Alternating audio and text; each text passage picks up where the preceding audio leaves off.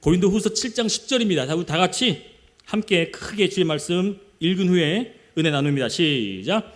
하나님의 뜻대로 하는 근심은 후회할 것이 없는 구원에 이르게 하는 회개를 이루는 것이요 세상 근심은 사망을 이루는 것이니라.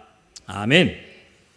여러분 영의 세계라고 하는 이 시리즈를 하고 있는데 계속 은혜되고 있으시죠? 아니에요? 영의 세계 전 너무너무 지금 은혜가 되어져서 이 말씀이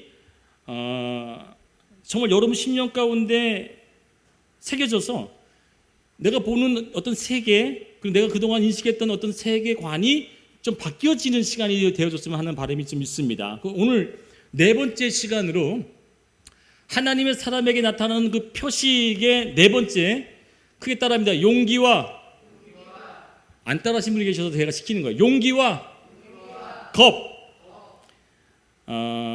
용기가 없을 때가 언제일까요? 우리가 용기가 없어질 때는 언젠가 가만히 들여다보게 되면 내가 하고자 하는 모든 일에 확신이 없을 때 용기가 없죠. 이 표현을 조금 더 구체적으로 하게 되면 자신감이 없을 때입니다. 세상 사람들이 이것을 이해했을 때는요, 내가 무언가를 가지지 못했을 때 겁이 나고 두렵고 자신감이 떨어지죠. 뭘 발표하라고 그러는데 아는 게 있어야지 발표해야죠. 그러니까 내 안에 뭐가 없을 때, 자신감이 부족할 때, 즉 내 안에 뭔가가 채워지지 않으면 돈을 쓰고 싶은데 없으면 뭐가 없어요? 자신감이 떨어지잖아요. 건강이 약하면 뭐예요? 내가 열심히 뭘 애쓰고 한다 해도 안 되잖아요. 즉 내 안에 무언가가 가득 채워지지 않고 가지지 못하면 뭐가 떨어진다고요? 용기가 떨어지는 거예요. 사실은 이게 역설적인 것이 아니라 실제적 철학적 의미로 접근해도 우리가 용기가 사라지는 진짜 이유는 내 안에 무언가가 채워지지 않기 때문에, 무언가가 없기 때문에 자신감이 결여된다는 거죠. 그러면 이거 세상적인 기준입니다. 이것은 제가 얘기한 건 세상적인 기준 사람은 돈이 없으면 자신감 떨어지고 지위와 명예와 권력과 또 어떤 그 힘이 없으면 늘 자신감이 떨어져서 용기가 부족해지는 모습이 세상적인 기준이라면, 이걸 우리의 입장, 하나님의 자녀가 용기가 없는 이유가 뭐냐 이거예요. 하나님의 자녀는요, 세상적인 것을 다 가져도, 아니 하물며 없어도 용기가 있어야 될 게 하나 있어요. 그것은 무엇이냐? 하나님만 계시면 된다는 거예요. 하나님만 함께 하신다면 내가 돈이 없어도요, 능력이 좀 부족하고 지혜가 조금 약하고 내가 힘이 좀 없어도 하나님이 함께 한다고 하는 그 확신만 있으면 용기가 있어요, 없어요? 칼이 배 밖으로 나온다니까요. 이걸 제가 증명해 내기 위해서 오늘 설교를 하는데, 내가 왜 기대를 하느냐, 이 말씀이 하나님께서 정확하게, 오늘 사실 용기와 겁에 대한 얘기를 하려고 하지 않았어요. 다른 이야기를 하려고 했어요. 근데 그저께 제가 이렇게 누워있는데 이 말씀을 이제 묵상하고서 어떤 말씀을 어떻게 풀어나갈까 하고 있다가 너무 선명하게, 분명하게 용기라고 하는 거예요. 용기. 누군가가 용기가 필요하구나. 오늘 이 자리에 누군가에게는 하나님이 용기가 필요한 자가 있어서 이 용기를 푹 뜯어주기 위해서 오늘 이 말씀을 하시고자 이 목사를 재촉하시는구나를 깨달았어요. 자, 그렇다면 잘 들어보시기 바랍니다. 제가 기대하는 이유가 있어요. 그럼 이 믿음의 자녀가 무언가가 채워지지 않아도 용기가 생겨지는 그 진짜 이유는 이렇게 얘기할 수 있습니다. 내 안에 하나님과 함께하고 있다고는 이 사실을 또 다른 단어로 표현하자면 뭐예요? 하나님과 인격적인 교제가 있느냐 없느냐예요. 눈을 떠서 하루를 시작하면서 눈 감고 하루를 마감하기 전까지 우리는 하나님과 인격적인 교제와 교통을 얼마나 하고 있냐 이거예요. 예를 들어 물질적인 어려움이 있는 사람이 있다고 칩시다. 근데 내 옆에 늘 빈 살만이 다 도와주겠다고 따라다니면 물질에 대한 부분에서 용기가 있을까, 겁이 날까? 너무 쉬운 얘기잖아요. 빈 살만이 내가 하고자 하는 그 모든 일에 물질로 다 대준대. 그 용기가 푹 뜯어서 충천할까요? 아니면 늘 기운이 빠져가지고 겁에 질려 있을까요?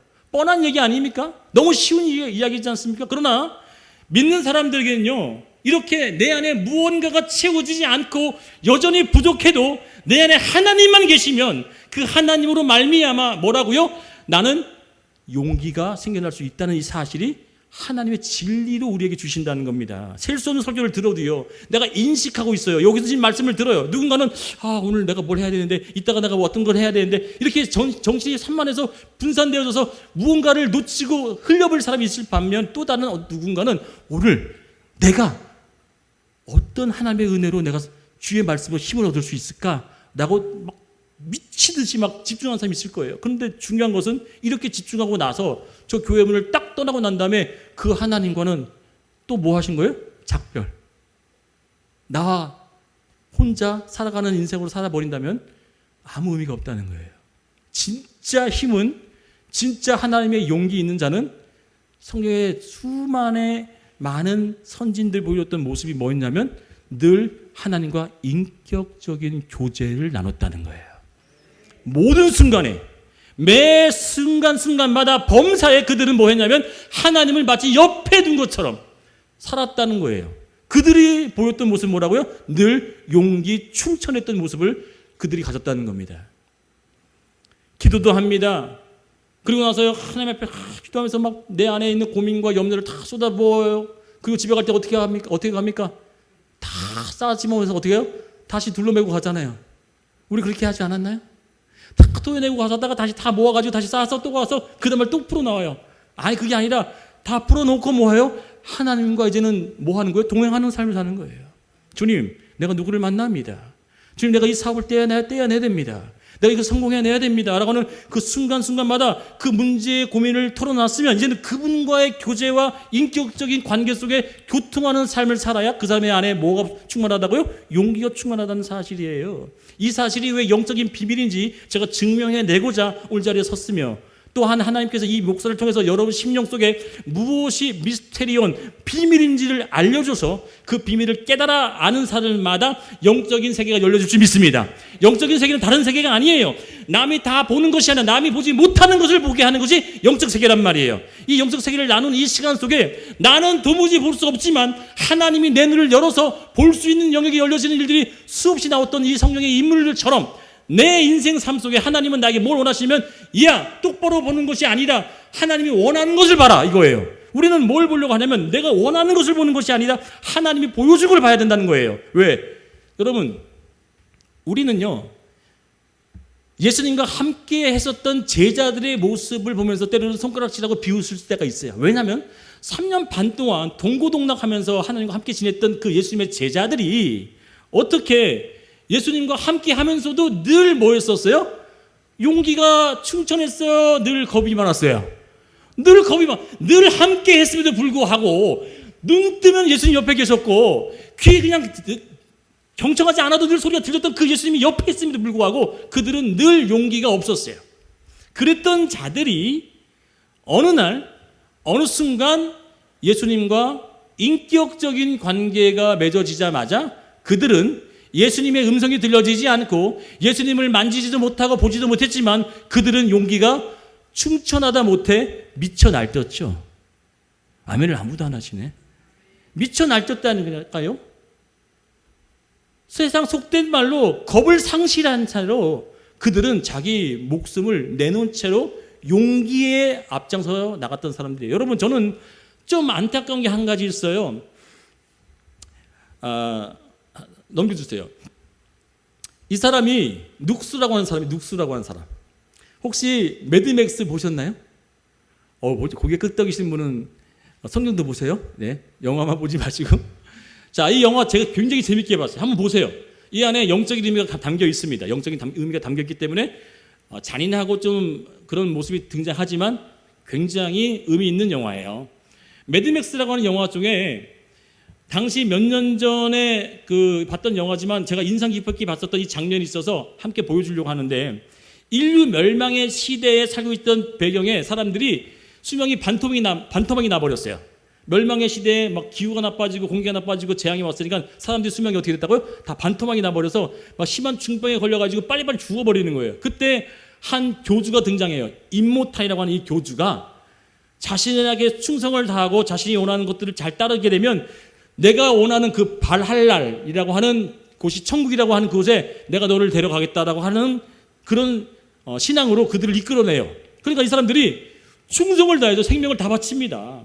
그때 임모탄이라고 하는 이 교주를 향해서 충성을 맹세한 이 눅스가 자신의 목숨을 바치겠다고 하면서 그 상대편에 있었던 그 주인공들이죠. 그를 막 없애려고 했는데 결국은 그들과 함께 이렇게 포로가 되어져 가지고 깨닫게 되어지죠. 아, 내가 그동안 잘못되어졌구나. 내가 임모탄이라고 하는 이 교주 안에서 잘못된 것들을 받아봤구나. 그래서 회심되어져서 다시금 눈을 떠와서 온전한 마음으로 헌신되어지는 장면이 등장합니다. 이렇게 미친 교주, 사이비 교주에 빠져서도 뭘 바치려고 그래요?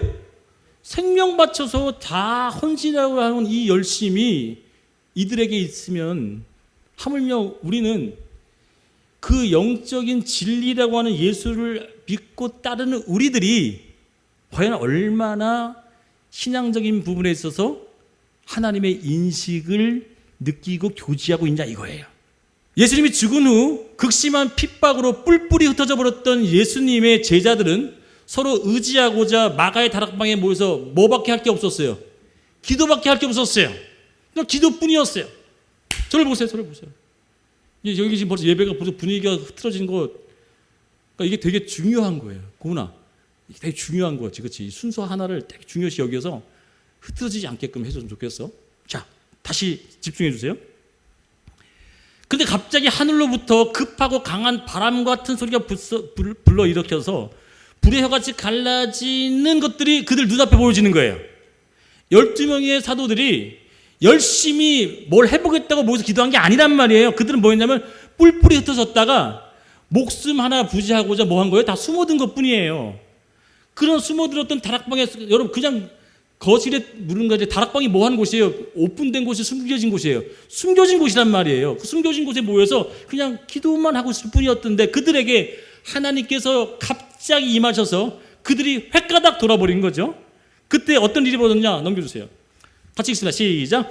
베드로가 11사도와 함께 서서 소리를 높여 이르되 유대인들과 예루살렘에 사는 모든 사람들아, 이 일을 너희로 알게 할 것이니 내 말에 귀를 기울이라 그랬어요. 자, 방금 전까지만 해도 자기 목숨 부지하겠다고 다락방에 모여 자기들끼리만 기도했던 자들의 모습에서 어떻게 바뀌었어요? 저 여기 보세요. 여기 보세요. 하나님의 시간이에요.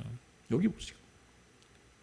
잔뜩 겁에 질렸던 모습에서 어떻게 바뀌었냐면 죽어라 이거야. 나 죽여라 이거야.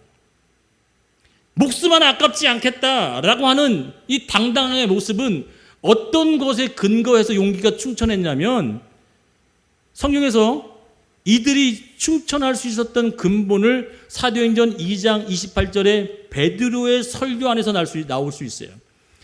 이가 서서 소리를 높여 얘기하는 거예요. 서서 사람들 많은 앞에서, 그에서 수천 명이라고 했죠. 수천 명 앞에서 죽이면 죽여라고 하면서 얘기했는데 그 얘기가 설교였어요. 설교 한 편 했는데 그 설교 중에 한 내용입니다. 28절입니다. 같이 읽습니다. 시작. 주께서 생명의 길을 내게 보이셨으니 주 앞에서 내게 기쁨이 충만하게 하시리로다. 아멘. 이 베드로가 자신의 삶 가운데 무엇이 확신되어졌냐면 내 삶엔 이제는 뭐가 열려져 있더라? 생명의 길이 있다. 나는 그전에는 죽음의 길로 갔었던 인생이었는데 이제는 내가 걸어가는 이 삶이 생명의 길로 걸어가고 있다 라고 이야기하면서 그 다음에 일어났었던 심적 반응이 뭐였다고요? 기쁨이 충만했다는 거예요. 이겁니다. 바로 용기 있는 자는요, 예수님과의 인격적인 교제와 관계를 통해서 늘 삶에 기쁨이 충만한 자의 모습을 유지할 수 있다는 거예요. 돈이 있어서 기쁜 게 아닙니다. 건강이 없어서 기쁨이 사라진 것도 아니고요. 내가 여전히 육에 속해 있으면 우리는 밖에 있는 것들을 채워야지만 만족하고 기쁨이 세워지지만 하나님의 자녀들은 밖에 있는 것이 채워지지 않아도 내 안에 있는 것을 뭐 한다고요? 기뻐하는 자가 된다는 건 사실이에요.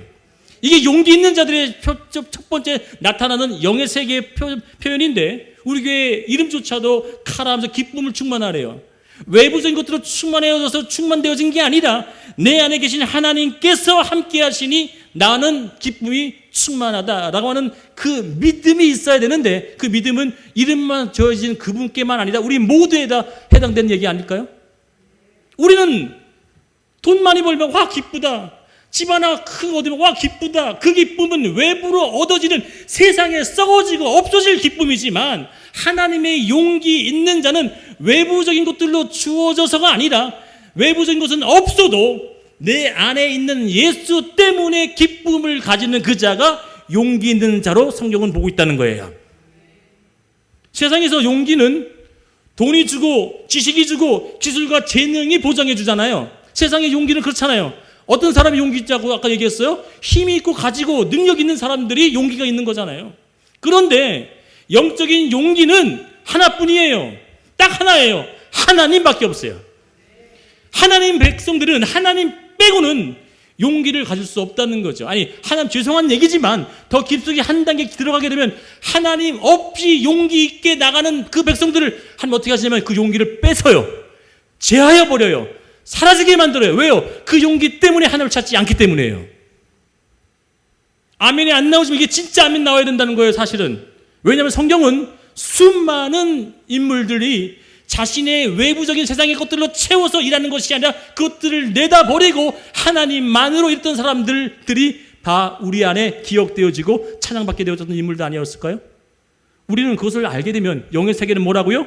나는 이제 지위 갖고 돈 갖고 명예 갖고 사업 다내고 경쟁력이 있고 건강 얻어짐으로 인한 세상에 있는 그 기준적인 것을 채움이 아니라 이것이 없어도 하나님 때문에 나는 기쁨과 소망과 행복이 충만하다라고 하는 그런 자를 하나님이 세상의 것들을 얻게 만드신다는 거죠. 이 원리라는 거예요. 이 원리. 그러니까 세상의 원리대로 가는 방향이 반대로 하나님을 채우면 하나님의 것들로 채워진 그 자가 뭐 한다는 거예요? 세상의 것들도 뭐 하게 만든다? 동일하게 얻게 만든다는 거예요. 이게 영의 세계. 넘겨주세요. 같이 읽습니다. 시작. 세상의 용기는 무능하나 영적인 용기는 전능하다. 아멘인가요? 세상의 용기는요, 왜 무능하냐면 그것은 영원하지 않기 때문에 무능한 거예요. 그런데 영적인 용기는 왜 전능하냐면 나는 아무것도 없어. 손에 잡히는 것도 없어. 비록 나는 빈곤에 처하고 죽음과 그런 사망의 길을 걸어간다 할지라도 나는 지금 누구와 함께한다? 하나님과 함께 한다면 나는 그 하나님이 전능하기에 나도 그 전능성에 함께 동참할 수 있어 라고 하는 그 자가 바로 영의 세계에 표식이 있는 자인 줄 믿습니다. 어떤 표식으로 살 건데요, 여러분? 한번 생각해. 어떤 표식일 거예요? 나 돈 많아. 나 많이 배웠어. 나 스펙 좋아. 나 백 많아. 그 스펙으로 산다면 하나님께서는 뭐 하고 계시냐면 뒷짐 주고 계실 수밖에 없죠. 왜요? 하나님을 의지할 수 없는 도구들이 너무 많으니까. 그런데 하나님은 어떻게 하시냐면 그 도구를 의지하려고 하는 것이 아니라 그 도구를 하나님께 드리고 뭐 한다고요? 하나님을 의지하는 자를 하나님께서 도우신다는 거죠.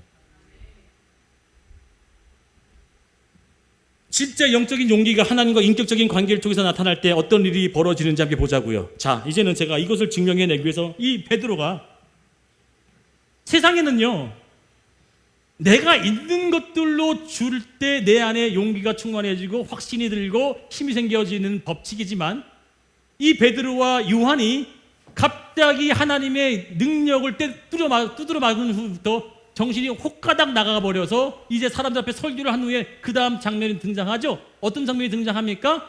성전에 기도하러 올라가죠. 기도하러 올라가는데 그날따라 마침 그날도 영업을 시작해야 되기 때문에 사람들의 손에 이끌려서 누가 왔어요? 태어나자마자부터 뭐 한 사람이 안진뱅이. 잘 들으세요. 어떤 자였다고요? 태어나자마자 안진뱅이 그 게다가 뭐 하냐면 구걸하며 사는 거예요. 세상에 있는 힘들을 뭐 하는 사람은 얻어야 사는 사람의 모습을 등장시켜요. 잘 보시란 말이야. 성경은 우연이 아니란 말이에요. 이 등장한 이 인물도 어떤 자냐면 태어나자마자 원초적인 뭐야? 불능의 사람. 이 불능의 사람이 어디 앞에 있냐면 성전 앞에 하나님의 거룩한 은혜를 구하는 그 앞에 서서 뭐 한다고요? 사람들에게 뭘 구해요? 은혜를 구해요. 세상의 힘을 구한단 말이에요. 근데 그때 지나갈 때 베드로와 요한을 딱 보자마자 뭐라고 했어요? 한 분 줍시오 라고 했겠죠. 저를 베풀어 주세요. 당신이 가졌던 그 능력, 당신이 가졌던 그 세상의 그 힘, 그거 저에게 좀 나눠주세요 라고 했더니 그때 베드로가 뭐라고 얘기했습니까? 너무 유명한 얘기죠. 나는 뭐가 없다 그래요? 은과 금은 없다. 세상이 다 요구하고 있고 세상이 다 추구하고 세상이 다 원하는 그것은 내게 있다 없다? 없다라고 얘기해요. 그러나 내게 있는 것 에코라고 했어요. 다 같이 있습니다. 지난주 제가 뭐라고 했어요? 하나님께 뭐 하라고 했어요? 찰싹 뭐라고 했어요? 거머리처럼 기생충처럼 뭐라 했어요? 달라붙어 있으면 된다 그랬죠? 지난주 설교 다시 해야 됩니까? 그렇죠. 감사합니다. 신양순 집사님. 제가 지난주 뭐라고 했어요? 하나님께 달딱 붙어만 있으면 하나님의 호의가 온다 안 온다? 온다 그랬어요. 그렇죠? 그럼 네 번째 시간에 이 영적인 법칙을 깨닫고 영의 눈이 확 열려졌던 베드로가 그전에는 계속 어떻게 살았냐면 세상의 것들로 쫓았던 살았던 인생이었는데 이가 하나님의 감동으로 말미암아 뭐가 열렸다고요? 영의 세계의 눈이 열려지다 보니까 그때는 이가 어떻게 반응하냐면 내게 있는 것 봤더니 자기 있는 게 주머니 안에 아무것도 없고 가진 것도 없고 백도 없지만 자기 안에 있었던 게 뭐라고요? 나는 지금 뭐라고 있다? 난 예수에 붙어 있어. 난 예수 안에 붙어 있고 예수 안에 나는 붙잡고 있는 그 하나님을 내가 너에게 주노니. 할렐루야. 내가 의지하고 내가 붙잡고 내가 늘 따라다니는 그 예수가 내 안에 있으니 나는 은과 금이 나에게 뭐 있다? 필요 없어. 아멘. 아무도 안 하시면 어떡해요? 이때 타이밍에 하셔야지. 아멘.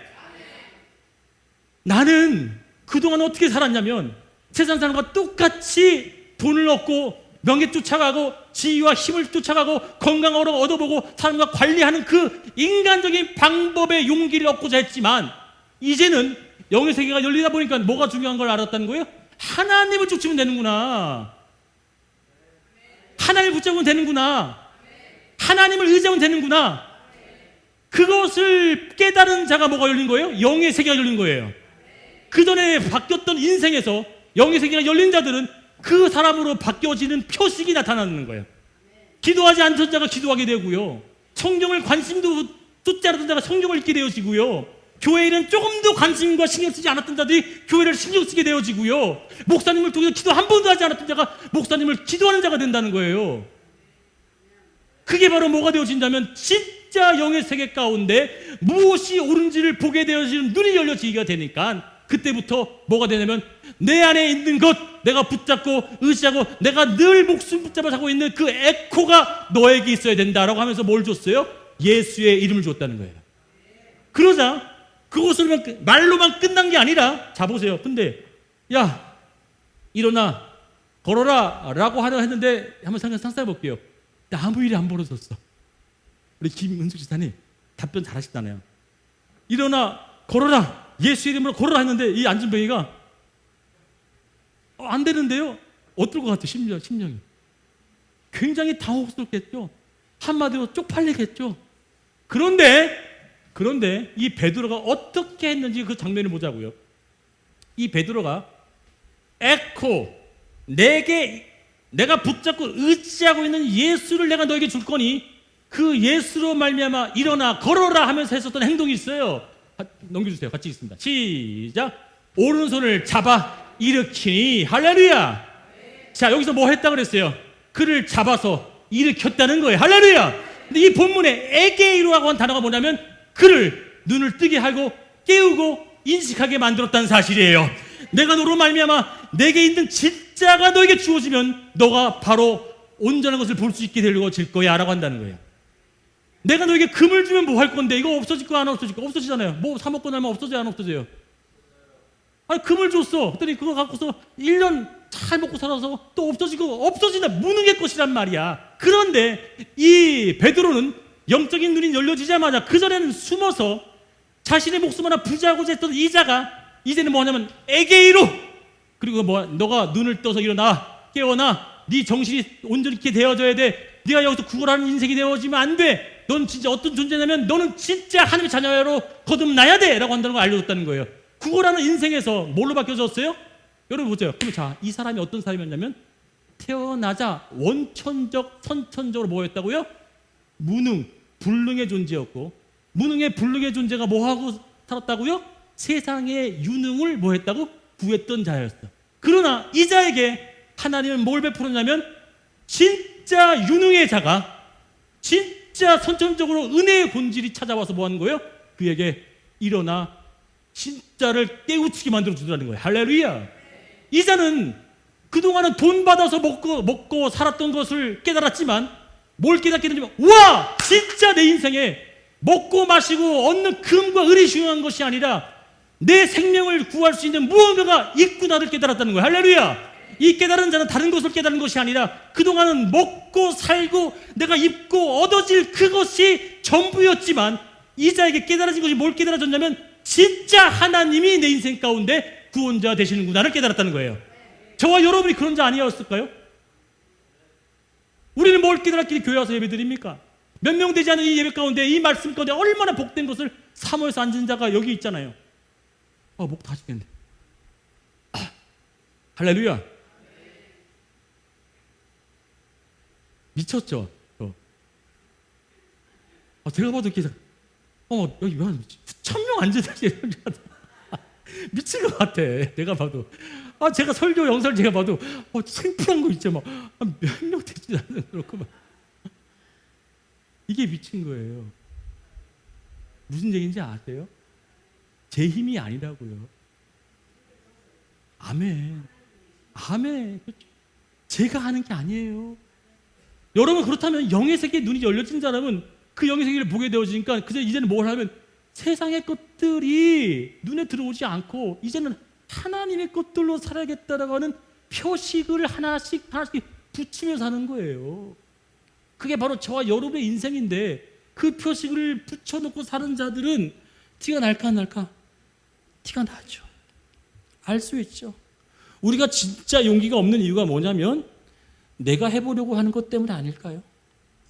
나의 세상적인 것에 묶인 마음 때문이 아닌가요? 더 직설적으로 표현하자면 세상이 인정하여 얻어질 용기를 나도 가져야 그들과 똑같이 되든 높게 되어질 거 생각하는 거 아닌가요? 아니요. 그런데 그것은 그들만의 리그고 그들만의 법칙이잖아요. 우리들만의 법칙, 우리들만의 리그는 뭐냐면 그들이 원하는 것을 버리고 하나님을 붙잡는 게 우리의 방식인 줄 믿습니다. 아멘인가요, 진짜? 여기서 아멘하고 끝나면 안 돼요. 그 아멘은 진짜 그렇게 하겠습니다에 대한 답변이잖아요. 그러면 한번 살펴봐야 돼요. 내 안에 진짜 예수가 함께 하시느냐 이거예요. 용기의 반대어는 무엇이라고 그랬죠 오늘? 겁을 이렇게 표현하면 쉽게 이해될 겁니다. 두려움. 사탄이 우리로 하여금 겁을 먹게 하려는 것이 무엇인지 아세요? 우리로 하여금 겁을 먹게 하는 것이 그는 너무너무 잘 알아요. 뭐만 우리에게서 사라지게 만들면 우리가 겁을 내요? 아니야. 하나님 없어지는데 우리 겁낼 것 같아? 아니. 실제적으로 돈 없어지면 겁내고 건강 사라지게 되면 겁내고 내 안에 타업 묻어지게 되면 뭐네요? 겁내잖아. 실제적인 삶 가운데. 그렇지 않아요? 맞아요. 사탄은요 우리에게 뭘 자꾸 주냐면 우리의 가지려고 했던 세상적인 것들을 자꾸 뭐해요? 빼앗아가게 되어지면, 손해지게 되어지면 우리는 뭘 얻어지면 겁이 나요. 내일 당장 뭘 내야 되는데, 나 진짜 내일 뭘 해야 되는데, 나 어떤 일을 해야 되는데 내 육신이 아프다. 다 뭐해요? 두려울 수밖에 없는 세상적인 것들 아닌가요? 사단은 그걸 이용해서 우리로 하여금 자꾸만 두렵게 만들어요. 영적인 세계의 방법은요 너무 분명하다는 겁니다. 우리로 하여금 세상적인 것들의 정신을 온통 빼앗기게 만들면 뭐가 빼앗겨진다고요? 내 마음의 중심이 사라지게 된다는 거죠. 세상에 온통 신경 쓰게 돈 잃으면 어떡하지? 내가 사업을 망하면 어떡하지? 내가 하고 있는 일들이 잘 안 되면 어떡하지? 이게 모두 전전긍긍하게 만들어서 오직 뭐에 집중하게 만든다고요? 먹고 마시고 입고 기거하는 것에 온통 신경 쓰게 만드는 게 사탄이 우리를 겁나게 만드는 거예요. 이거 깨달아진다는 것 굉장히 중요한 얘기입니다. 지난주 말씀드렸죠. 하나님의 호의는 내가 아무것도 할 수 없는데 쏟아 내려 부어주시는 일이 내 주변에서 상상할 수 없고 기대하지 않은 일어나는 것이 호의잖아요.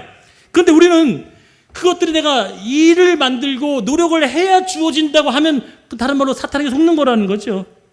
하나님의 호의는 결국 세상의 것들이 하나님께 속했다고 믿음을 가진 자들에게 보여주는 하나님의 응답인 거죠. 세상의 것들 하나님께 속했고 그것도 하나님이 주지 않으면 얻을 수 없고 사탄이 취해가고 뺏어가는 것, 이 모든 것들을 온통 신경을 쓰고 전전긍긍하게 만들어. 나 어떡하지?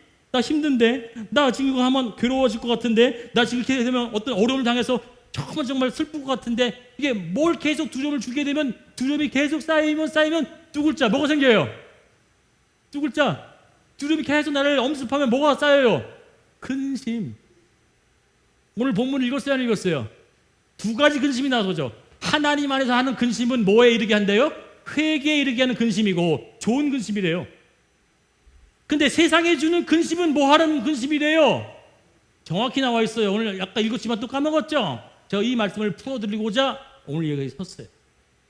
그렇다면 보십시다. 하나님은 우리에게 하나님의 뜻대로 하는 근심은 절대 넘겨주세요. 후회하지 않는 회개를 이루게 하는 세상 근심, 다른 근심으로 대조하고 있어요. 그렇다면 이 근심은 무엇을 얻게 만드느냐? 같이 세상 근심부터 읽습니다. 시작. 세상 근심은 사망을 이루는 것이니라. 아멘. 매우 유명한 헬라어이기 때문에 이건 외워야 돼요. 기독교인이라면 이 다나토스라고 하는 단어가 뭐예요? 영과 육의 분리, 죽음으로 해석되어지지만 더 구체적으로는 죄로 인해 비참함을 포함한 모든 괴로움이 다나토스예요.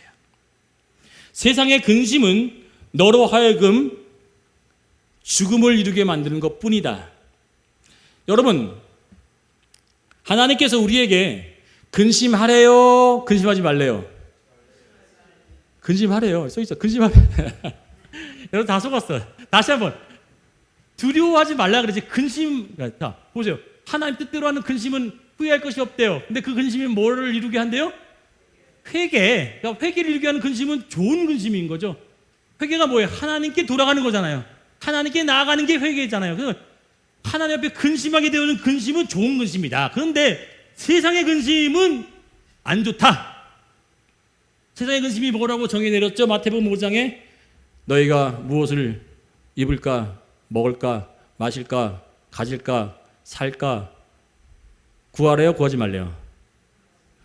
구하지 말래요. 나한테 구하지 말래. 되게 매정한 부모님 같잖아요. 그런데 그 뒤에 더 은혜가 되는 말씀이 있죠. 이 모든 것이 너에게 있어야 할 것을 내가 아노니. 이방인들처럼 뭐 하래요? 구하지 마. 그러면 세상 사람들처럼 우리가 구하는 것이 마땅하다, 마땅하지 않다. 마땅하지 않으니 너는 나에게 구해야 될 것은 그거 구할 필요 없어. 내가 너에게 줄게. 그럼 우리는 딱 답이 나왔죠. 하나님께서 우리에게 용기를 가지라고 하는 그 진짜 이유는 세상적인 것들로 말미암아 너가 근심해야 되어지는 그 일은 너의 것이 아니야 라고 하는 영의 세계에 우리를 돌입시켜서 그 영의 세계 속에서 이제는 네가 영의 세계 속에 거하게 되어지면 살고 있는 것은 세상적인 이 육의 세계이지만 이 육의 세계 속에서도 영의 세계로 바라볼 수 있는 시선과 마음을 가질 때 이 세상에 있는 모든 것들이 다 너의 것이야 라고 한다는 거죠. 우리는 이 깨달아지는 온전한 하나님의 방법을 깨달아지고서 그럼 가장 진실되게 정직하게 하나님 앞에 고백하고 그분의 능력을 구하고 내 것으로 만들 수 있는 방법은 오직 하나밖에 없어요. 그래서 이 방법을 제가 여러분께 오늘 알려드리고 이 방법으로 한 주간 사셔야 돼요. 제가 서론에 말씀드렸죠. 이 중에 누군가는 용기가 필요한 자가 있다는 거예요. 이 중에 누군가는 그 용기가 지금 당장 필요하여서 하나님이 그 자에게 너는 이 한 주간 이렇게 살아야 된다라고 하는 것을 말씀하시는 거예요. 그렇다면 이제 마음 준비되셨어요? 어떻게 진실되고 영혼과 마음을 다 담아서 저를 따라해 주셔야 돼요? 이렇게 하는 고백과 이 마음이 있어야 용기를 가질 수 있어요. 자, 준비됐죠? 크게 따라합니다. 하나님. 진심 다 보신 거죠? 진짜 간절하게 하나님, 저를 도와주세요. 되게 심플하죠. 되게 간단하죠. 가장 연약하고 보잘것없어 보이는 표현이지만 영적으로는 가장 용기 있는 말인지 믿습니다. 이게 가장 용기 있는 말이라고요. 뭐요? 하나님, 저를 도와주세요. 하나님, 저를 도와주세요. 하나님, 저를 도와주세요. 이게 누구에서 나올 수 있냐면 세상 것을 의지하지 않는 진짜에서 나온 고백이란 말이에요.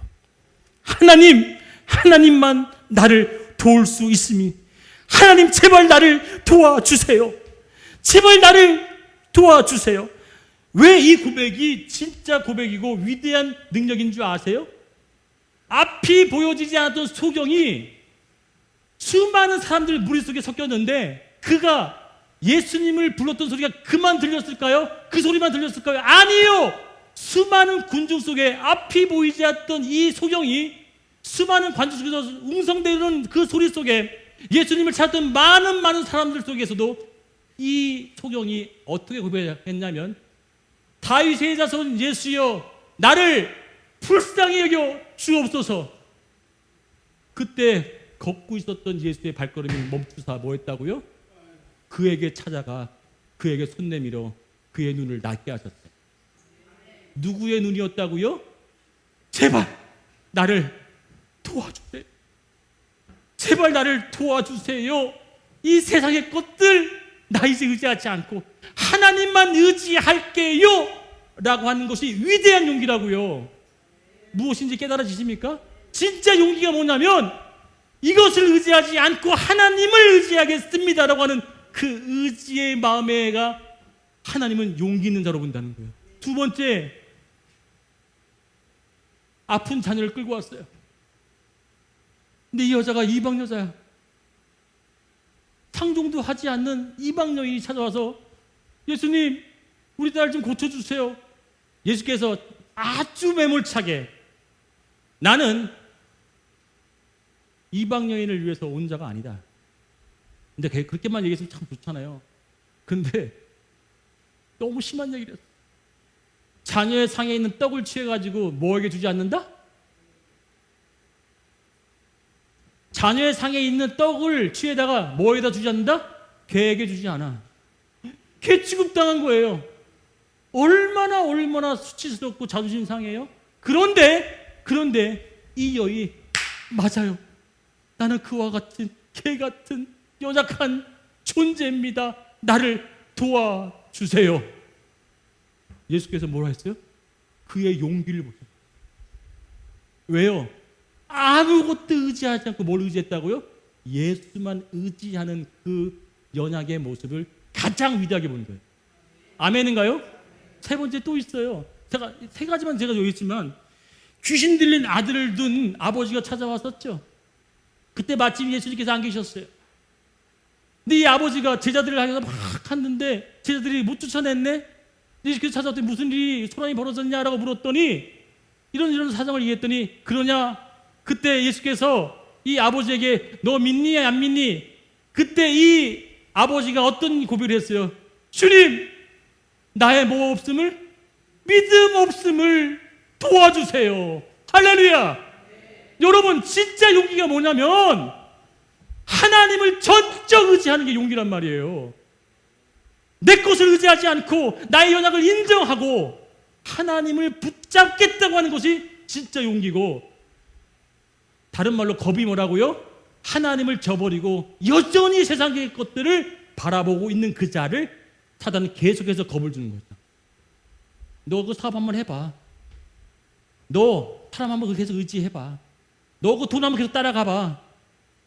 왜? 그것으로 하면 우리 계속 뭐가 쪼달리게 만든다고요? 겁나게 만들고 두려워 만들게 만들고 근심하게 만들고. 왜? 세상의 근심이니까. 그 세상의 근심은 결론적으로 우리에게 뭘 준다? 사망. 하나님과 교제가 단절된다. 사랑하는 여러분, 오늘 저는 정말 기대하는 마음으로 설교를 했어요. 한 명 더 소개하고 마칠게요. 당당히 뭐든지 다 할 수 있을 것 같은 자신의 믿음 가지고 바다 위로 뛰쳐내렸던 베드로가 무리를 걸었죠. 그런데 무리를 걷다가 뭐 했어요? 뭘 보고 빠졌어요? 자신을 해할 것 같은 외부적인 세상의 힘을 바라보니까 뭐예요? 빠져 물에 들어가더라. 그때 이 베드로가 뭐라고 했어요? 하나님, 나를 도와주세요. 할렐루야. 그래서 여러분, 우리 인생 가운데 가장 힘 있는 말이 뭐라고요? 하나님, 저를 도와. 이 한 주간 왜 이 말씀을 함께 주시는지는 저는 잘 모르지만, 아니 어쩌면 이 목사도 하나님, 저를 좀 도와주세요. 저를 좀 불쌍히 여겨 주옵소서라고 하는 이 고백의 시간이 이 한 주간 고백되어진 것으로 살아야 할 것 같습니다. 그럼 여러분요, 그동안 어떻게 하나님을 인식하고 살았습니까? 여전히 그분을 제껴두고 그분을 외면한 채 내 일에 몰두하고 내 정신과 내 온통 계획과 내 하는 일들만 빠져 있었다면 죄송하지만 이제는 그 자리에 하나님을 앉히시기를 축원드리겠습니다. 그분이 그 자리에 앉을 때 나는 그 자리에 겸허히 무릎을 꿇고 주님, 나를 도와주소서. 우리 가정 주님이 도와주소서. 내 사업 주님이 도와주소서. 내 직장 주님이 도와주소서. 그 고백이 되어지는 한 주 되기를 축원드리겠습니다. 우리 한번 눈을 감아봅시다. 그리고 하나님이 일할 수 있도록 만들어줬으면 좋겠어요. 주가 일할 수 있는 그 길을 온전히 열었으면 좋겠습니다. 오늘 말씀을 좀 기억하시면서 내가 그동안 걸었던 이 모습들이 과연 인격적인 규제 속에 과연 내가 진짜 용기는 힘을 얻고 나 다 해볼 수 있어, 이게 아니라고요. 세상의 방식이 아니라 주님, 나 하나님 앞에 주님 도움 없으면 못 살아요. 하나님, 주님이 돈을 벌게 하지 않으면 내가 어떻게 돈을 벌 수 있습니까? 내 사업을 내가 아무리 노력한다 해도 어떻게 이뤄낼 수 있어요? 주님이 날 도와주셔야 됩니다. 주님 제발 도와주세요, 도와주세요, 도와주세요 라고 하는 그 고백이 내 삶에 계속 묻어나오는 것이 진짜 용기 있는 자라고요. 그게 진짜 용기 있는 자고 믿음 있는 자의 모습인 줄 믿습니다. 오늘 한번 기도해 봅시다. 주님, 이제 내가 그렇게 살아갈게요. 내 삶에 그런 자로 설 수 있도록 도와달라고, 나를 붙들어 달라고 다 같이 주의성 한번 간절히 통성을 기도하기를 원합니다. 주여!